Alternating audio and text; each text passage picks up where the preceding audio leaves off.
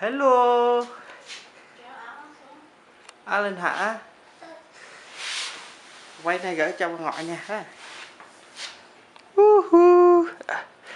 Kêu đi. Kêu Happy Merry Christmas ông ngoại bà ngoại. Nè, ngồi đó đi, ngồi đó.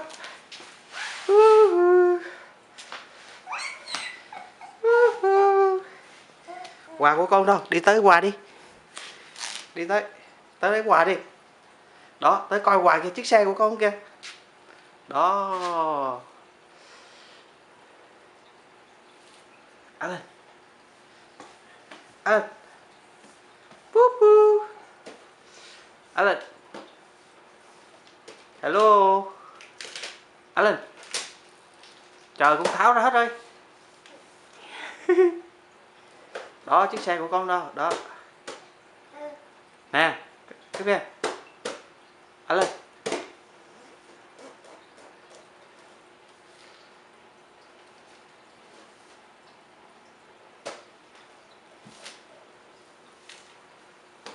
Alan. Cuckoo. Vô. Alan.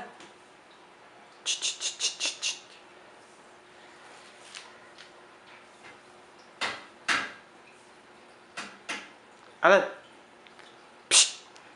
Hey. Hello. Đứa mò rứa. Đứa mò đây.